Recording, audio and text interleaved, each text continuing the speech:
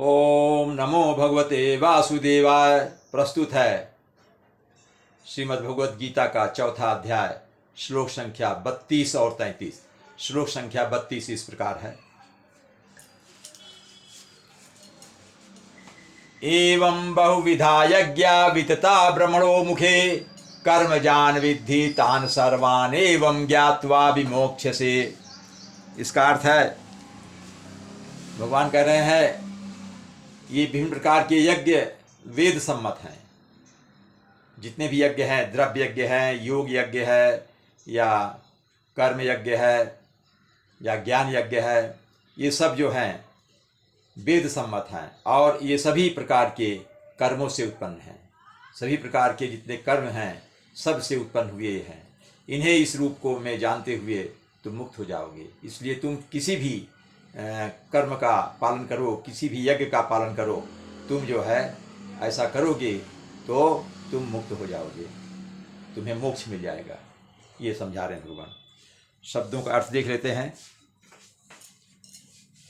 कर्म जान विद्धि, कर्म जान विद्धि मतलब एवं मतलब इस प्रकार, बहुविधा मतलब बहुत प्रकार से, एवं बहुविधा, बहुविधा का मतलब होता है विविध प्रकार से, एवं मतलब इस प्रकार, यज्ञा, यज्ञा मतलब यज्ञ, वितता मतलब फैले हुए, प्रसारित हैं, जो फैले हुए मतलब उनका प्रसार हुआ है।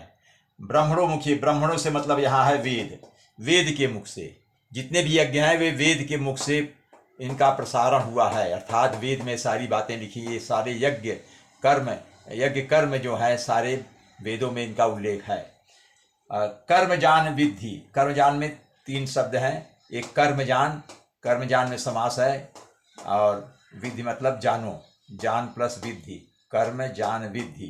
कर्मजान विद्धि का मतलब होता है कर्म से उत्पन्न जानो, कर्म से उत्पन्न जानो इन्हें।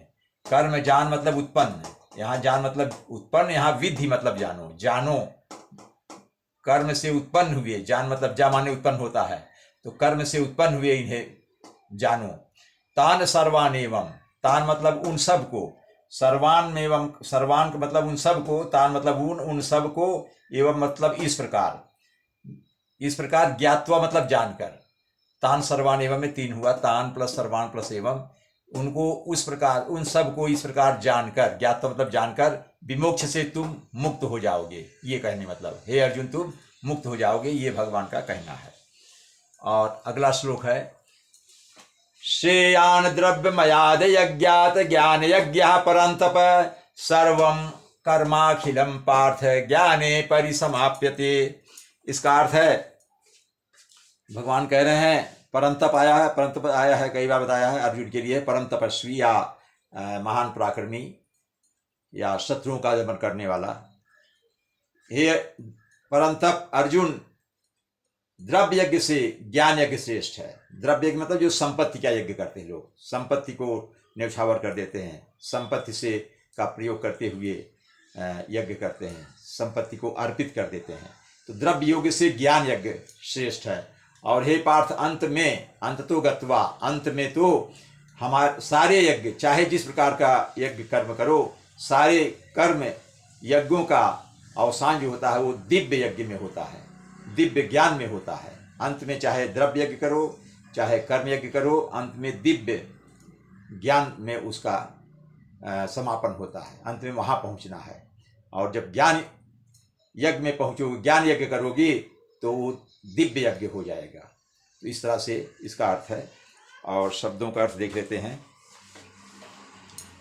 श्रेयान, श्रेयान मतलब श्रेष्ठ है। श्रेयान मतलब श्रेयान प्लस द्रव्य, फिर डैश मयात, दा है यहाँ, लेकिन यहाँ ता मूल शब्द है, व्यंजन ज्ञाने से दा हो जाता है। श्रेयान द्रव्यमयात, श्रेयान द्रव्यमयात का मतलब होता है कि श्रेष्ठ द्रव्य यज्ञात। द्रव्य मतलब संपत्ति, द्रव्य मतलब संपत्ति, द्रव्यमयात मतलब द्रव्यमय संपत्ति। श्रेयान मतलब श्रेष्ठ है, यज्ञात यानी द्रव्यमय संकट, द्रव्य यज्ञ से श्रेष्ठ क्या है?